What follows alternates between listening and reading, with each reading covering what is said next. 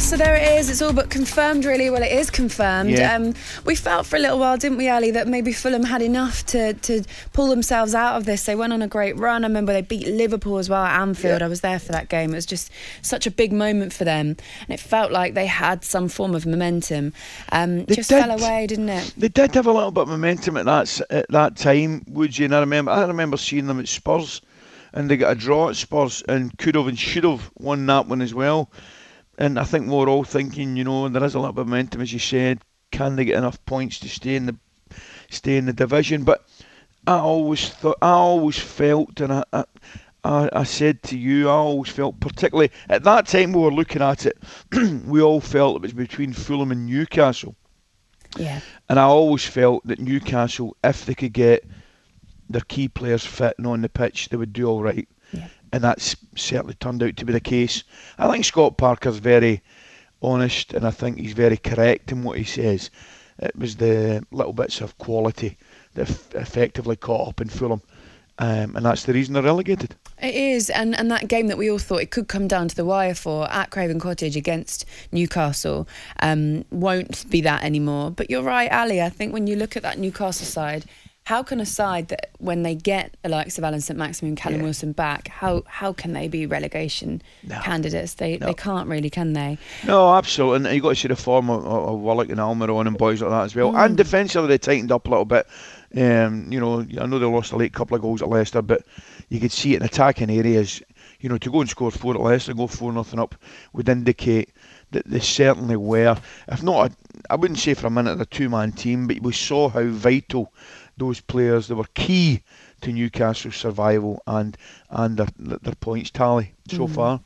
With Fulham, Ali, I remember when they came up last time, Jukanovic was the manager, and they spent about 100 million, and it wasn't right, wasn't invested in the right areas. They couldn't gel the side together. Lots of different things going on at that club at the time.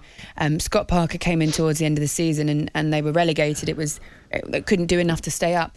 This time when they came up, they did it a little bit differently. Brought a lot of loanees in, didn't spend a lot of money at all.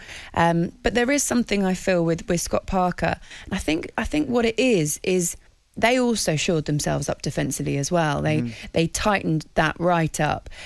Goal scoring was a bit of an issue though. But there's something in the way that Scott Parker manages that side that I can't help but feel a lot of faith in him and a lot of trust, and think that he's a good manager and he can do a really good job. I think lots of things are working against them this season though. What do you think about Scott Parker and the job he does? I like him, I've got to say. I think he's a good young coach. He speaks very well, and I think he's definitely got a good future in the game. Would you? I hope he stays there. I really do. I hope he stays at Fulham, gets an opportunity to bring him back up immediately.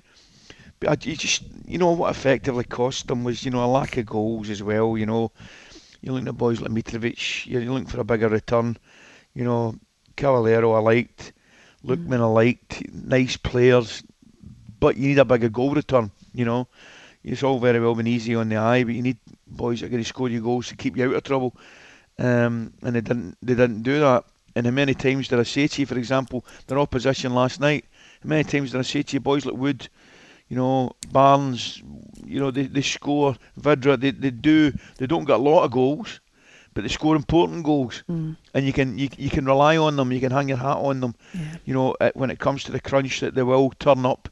And that's what I said to you yesterday as well, when we were on the radio, Wood, you were talking about Burnley. I just said, look, they turn up, they know what they've got to do. They win games that they have to.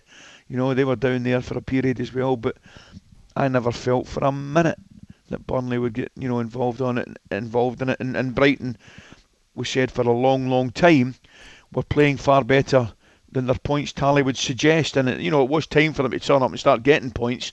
But then, for example, I went to their game against Leeds at home, and they were excellent. And they played a lot of the good football that they have been playing all season and won comfortably, and you always felt they're going to be fine as well. It was quite interesting. The guys were asking Chris Wood. So Chris Wood did the post-match interview last night, straight into the studio with the guys in the M&F studio, and they asked him about what the secret was essentially, what Sean Dyche does with them, and Chris Wood said he just shouts at us. Yeah. And I spoke to Sean Dyche last week. We did a podcast with him to Sky Bet, and it was just exactly what you'd expect, Ali. He was just so funny, and one of the things that he was saying was just not to, just to remain really level, and he's brilliant. I mean, just stays there. Don't panic. Like, you're all playing. You've got great lives. You're playing football. Yeah. This is kind of how it is, and if you don't panic, then the team won't panic. And it's paid off. It's obviously they would have wanted a better season. They have struggled with injuries, and fixtures congestion has hit them quite hard because they don't really have a lot of rotation. Really, you kind of know, don't you? You can pick that team with your eyes closed. Oh, absolutely. There's no getting away from it.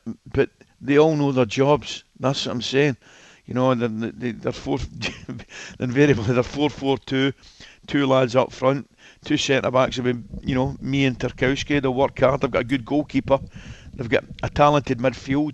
Dwight McNeil's probably the one player in there that I really like. He's got something a little bit different. And you've got two lads up front that'll work your socks off and a nightmare to play against. I mean, I saw them at West Ham, and I couldn't see them picking up another away point in the game at West Ham. And then the following week they went to Liverpool and won, so it shows you what I know. I mean, but they're just that kind of team. They'll win games that they do have to win.